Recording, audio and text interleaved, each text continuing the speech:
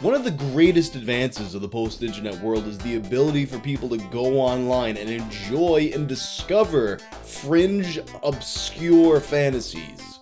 I mean, before the internet, who would have guessed that so many people would be into inflation? The fantasy of blowing yourself up like a big balloon. Illustrated by this Sonic the Hedgehog image, as for some reason the Sonic the Hedgehog community is always at the forefront of any paraphilia. Or how about Vor, the fantasy of being swallowed whole and digested? Once again, illustrated by the Sonic the Hedgehog image. But what if instead of being swallowed whole, you prefer to be devoured piece by piece? In that case, you might have visited a forum named the Cannibal Cafe or one of its many cousins. But for at least 2 visitors of these forums, the fantasy alone was just not enough. So for today's episode of Tales from the Internet, let's talk about Armin Meiwes, the man who ate his internet date.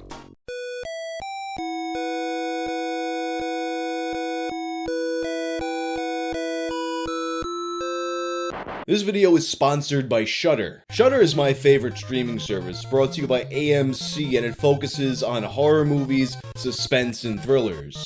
When you scroll through their collections, it's really obvious that their selection is curated by real horror fans. And if you're watching this video and you just have interesting cannibal stuff in general, they have the 2 most classic cannibal horror movies that exist, Cannibal Ferox and Cannibal Holocaust. And because their selection is so expansive, sometimes you're just looking for a type of movie and you find something. Like, if you're watching me on stream or Instagram recently, you saw that I was talking a lot about The Mutilator / Fall Break, which I just happened to come across when I was looking for a cheesy 80s slasher. And they also have exclusives, such as One Cut of the Dead and Tigers Are Not Afraid. You can subscribe for either $5.99 a month or $56.99 a year to have access to the internet's largest horror movie collection. And you'll have unlimited ad-free access on all of your devices, your PC, iOS, Android, Xbox One, all of it. To try Shudder for free for 30 days, just go to shudder.com and use code WANG. The story of Armin Meiwes, the man who ate another man that he met online, is probably one of the most famous stories of a person killing someone they met on the internet. But as I realized while researching this video, even if you're familiar with this story, there's a good chance that you've heard some incorrect information about it. Comparing posts that I found about it on the Internet Archive and comparing it to what the media said in a lot of the articles led to me finding some inconsistencies. But to tell this story, first we've got to begin with the online cannibal community.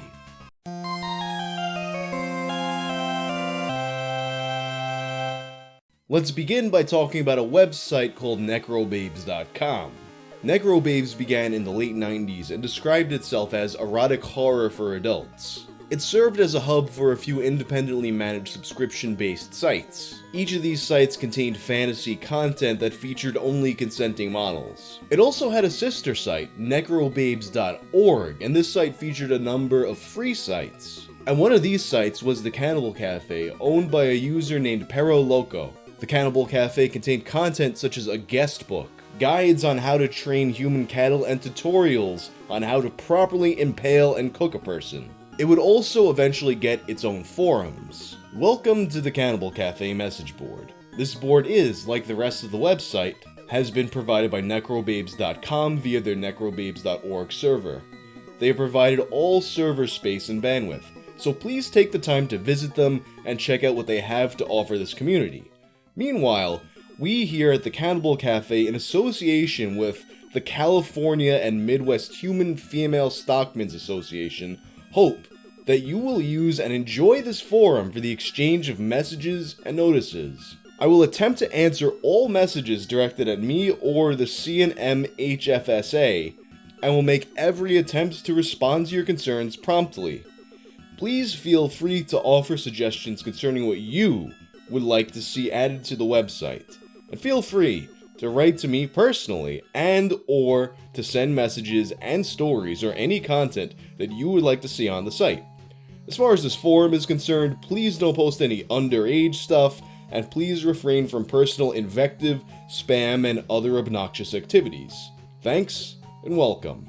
Pero. And right out the gate, the Cannibal Cafe already had a somewhat active community, having its roots back in old Usenet forums as well as an IRC chat. And here's how a typical Cannibal Cafe post would look. I am available. Posted by Kath. Hi. I am 5 foot 9 inches tall, long red hair down to the middle of my back, blue eyes, and very plump, large C cup. I have nice hams, or rump roast as you would like. How would you cook me? And do you have an official brand I could be branded with? Willing to be a pig or cow? Dear Calf, sounds yummy. I think that it would be for the best, particularly if you want all the potential buyers and meat graders to be aware of you, would be for you to download one of the 2 downloadable versions of the livestock application found on the website. Yeah, there was a livestock application that you could fill out and submit, although I don't know why there's a volunteer or involuntary thing to check off. I mean, if I'm filling out the form, clearly it's voluntary, right?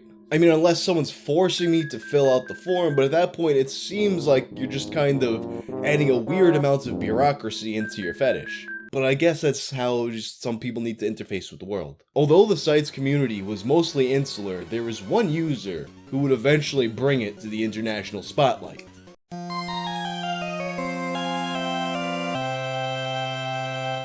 Armin Meiwes was an ATM and computer repairman from Germany with a troubled youth. His interest in cannibalism was apparent early as he had become obsessed with Hansel and Gretel. He was particularly excited by the part where the witch wants to fatten up the kids to eat them. In court, he recalled that he would often fantasize about eating his friends as young as 12 years old. However, his friends were relatively few, and his mother, who brought him up by herself after his father left, was very overbearing. An article that appeared in The Age describes their relationship.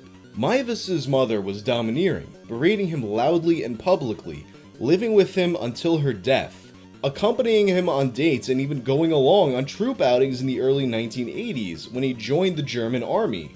Meiwes claimed that such treatment led him to create Frankie, an imaginary brother who listened to him. Although their relationship was somewhat strained, he was very dependent on her, and her death was ultimately the catalyst that sent him down the path that would make him one of the internet's most infamous killers.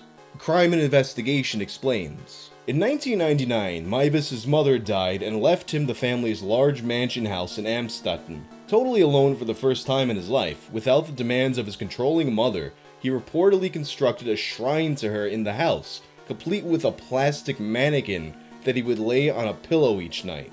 The parallels to Ed Gein are very apparent here. After his mother's death, he also developed an interest in internet pornography, particularly that featuring torture and pain, and through these internet sites, Meiwes found his way into his first chat rooms about cannibalism. Taking on the name of his imaginary brother Frankie, he would often post to cannibal forums. It was in these posts that he would look for people who wanted to be eaten. In total, he responded to 204 different people responding to these requests. However, as I explained earlier, these people are mostly there just for the fantasy. The idea of being eaten excites them, but it's not exactly something that they intend to really go through with. And this frustrated Armin. It wasn't until February of 2001, 2 years after his mother's death, that Armin Meiwes would encounter someone else who was truly about this life. A man by the name of Bernd Jürgen Brandes, whose name I definitely mispronounced. As a software engineer, Brandes had a bit in common with Meiwes professionally. And like Meiwes, he also grew up in a single-parent household, this time being raised by his dad after his mother's apparent suicide. And like Armin, he was in it for more than just the fantasy. And here's where, as I mentioned before, we start to see the inconsistencies in the reporting of the story. It was reported pretty much everywhere that these two men met on the Cannibal Cafe forums. When I mentioned on my Twitch stream that I was making this video, people even said, oh yeah, the Cannibal Cafe guy. And that's what it says on Wikipedia. But when I was looking through the internet archive for the posts, I noticed something.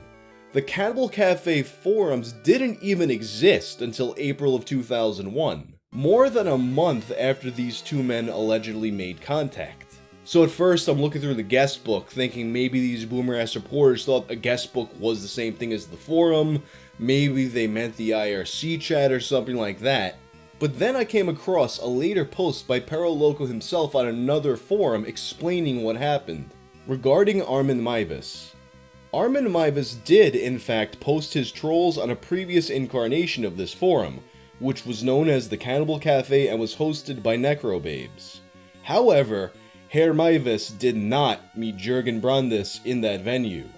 They met in a more or less gay cannibal Yahoo group, which I was able to point out to the German Federal Police after I was interviewed by a TV crew from Der Spiegel TV magazine within a few days of the Meiwes arrest.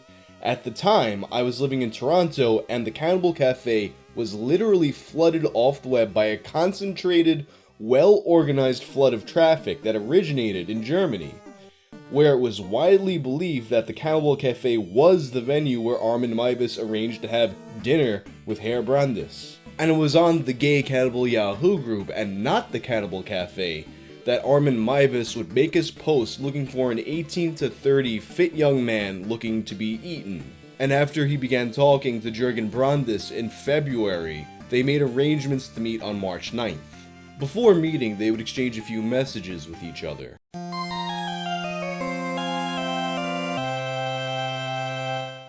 The beginning of the chat log would start with Cater99, to which you would type, "Hello?" Antrophagus would reply, "Hi, Cater. What do you do professionally that you're up so late at night?" Cater99 would reply, "I can't sleep well anymore because of our meeting." To which Antrophagus would say, "That's a sensible reason. Yesterday I was incredibly tired. It was a stressful day." Cater would mention, "I'm in telecommunications," and Antrophagus would say, "Oh, that sounds interesting." Cater99 would state, "I believe you," to which Antrophagus, "I'm looking forward to our meeting. It'll definitely be really cool. I want it to be. I hope it's really cool. Are you setting an alarm clock?" Antrophagus would write, "It's only a few days until March 9th, and Cater would respond, "Still, I would have rather met you yesterday and felt your teeth." Antrophagus would write, "One can't have everything. There's still some time before you really feel my teeth." Cater would write, "I hardly know what to expect. Have you slaughtered a man before?" Antrophagus would respond, "Unfortunately, only in my dreams, but in my thoughts, I do it every night." To which Cater's response would be, "So I'm the first. You have eaten human flesh before, or you haven't?" Antrophagus would respond, "No, you don't exactly find it in the supermarket, unfortunately." Cater99 would then say, "How do you know if it'll taste good to you, or that the blood won't make you sick?" To which Antrophagus would write, "I'm readying myself with my dreams. Once I was so excited, I grabbed a needle and drew my own blood so I could drink it." And Cater would write, "And your blood, it tasted good to you." To which the follow-up from Antrophagus would write, "It was quite tasty. Once I was drilling some holes and the drill slipped right into my hand. That was a real treat. Blood is the juice of life. It contains everything a person needs for nutrition." To which Cater would write, "Then I hope you won't wilt, that you can really see it through without a problem." To which Antrophagus would then write, "Oh, okay. To bite into your dick will certainly not be easy. Living flesh is somewhat more resistant than fried. But one thing is certain, our dream will be fulfilled." To which Cater would follow up, "But there's not so much in it as there is in muscle." Antrophagus would then say, "Yeah, but the penis is principally a spongy material filled with blood." Cater99, "For both of our sakes, I hope that's true. I hope you have also already thought about what's to be done with the rest. Fulfilling the dream shouldn't become a nightmare for you. No one will know where I have disappeared to." Antrophagus would write, "After you're dead, I'll take you out and expertly carve you up, except for a pair of knees and some fleshy trash. There won't be much of you left." Cater99, "There will be a good bit, like the knees. I hope you have a good hiding place for them." Antrophagus would then say, "I'll dry out the knees and grind them up soon after." And then Cater would say, "Okay, they're good as fertilizer. I heard that once. I see you've thought about it. Good. Sounds like I'm the first." Antrophagus would say, "And you won't be the last. Hopefully. I've already considered catching a young person from the street, but I'd rather kill only those who want to be killed." Back to Cater, "That also doesn't sound bad, but yeah, seeing as it's not so totally legal, this in my eyes is better than yanking someone directly off the street." And in the last message, Antrophagus would then say, "Exactly, I'd do it, if it were legal."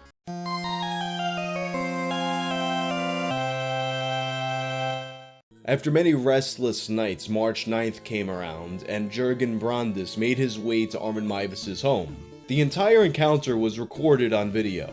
After having sex, the two men went about their previously agreed upon plan of eating Brandes' penis. As an ex-boyfriend of Brandes' explained in court, this was one of his greatest fantasies. After telling the court that mostly Brandis wasn't happy he was addicted to sex, he went on to explain that Brandis frequently asked him to either cut off or bite off or eat his penis.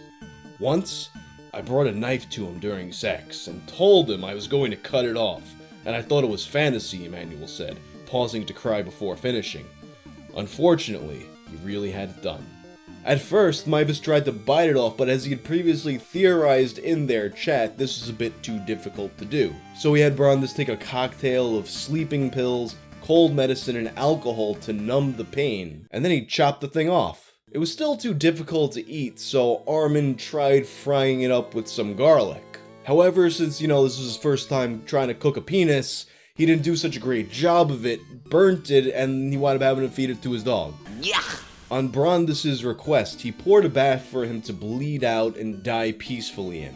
While Jurgen sat in the tub, Meiwes read a Star Trek novel in the other room. Several hours passed though, and Brandis was still alive and suffering, so Meiwes decided to put him out of his misery by stabbing him in the throat. He then proceeded to hang him upside down by his legs and butcher him like a cow. And although this video has never emerged online, screenshots of it have been leaked and they can be found, but obviously I can't show it to you on YouTube. When the process of butchering Brandis was done, Meiwes kept him in his freezer where he would sporadically take a piece of him out to eat with a meal. He claimed that every time he ate a piece, they grew closer. The Brandis meat lasted him approximately 10 months, and during that time, he continued to post on the Cannibal Cafe looking for more people. Although these posts did get responses, to anybody's knowledge, Meiwes never met anybody else from these forums. Presumably, few of them met his requirements, such as, this 38-year-old man who tried to meet up with him. A guy named Britt, but I guess 38, it's too old, yucky. As a Redditor remarked, reading the archive of this post, it's sad, but also funny that dude Britt replied trying to get eaten,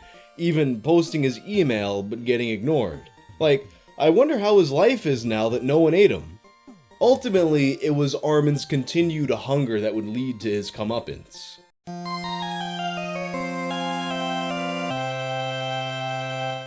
It was in December of 2002 that an unsuspecting college student happened upon the Cannibal Cafe forums. He was horrified by what he found and immediately reported it to the police. The police would find Frankie's numerous posts looking for men to eat and wound up raiding his home. When the police got there, they discovered what remaining bits of Brandis they were under a stack of pizza boxes. They also found the videotape they made. Armin was arrested and the case immediately became a massive international spectacle. And it also brought up kind of an interesting debate. I mean, considering that the victim was consenting and very enthusiastic about it, how much of a crime was it really? I mean, I thought we believed in freedom, although granted this did take place in Germany, so It was taking them a while to figure out how they actually wanted to prosecute him, especially considering that the lawyers discovered that the act of cannibalism itself was not illegal in Germany. Ultimately, in July of 2003, he was formally charged with murder, focusing on the fact that this crime was done for the purpose of sexual satisfaction. Jurors were shown the footage, and they heard testimony from character witnesses. Ultimately, in January, Armin was sentenced to 8 years for manslaughter. And some people thought that this was a bit too severe of a sentence considering the consensual nature of the act. But a German court disagreed. In fact, they disagreed so much that they decided to put him on trial again. This time in 2005, and now they had a psychologist who testified that Armin had a high chance of reoffending. This was due to the fact that he still had continued fantasies about cannibalism. And at the conclusion of this trial, he would receive a life sentence, which he is still serving to this day.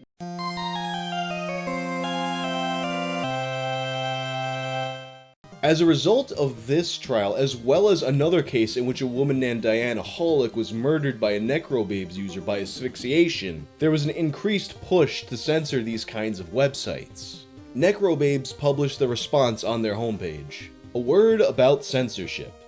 These sites deal with very politically incorrect fantasies. If you do not have these sorts of fantasies, you will likely find them shocking, if not offensive.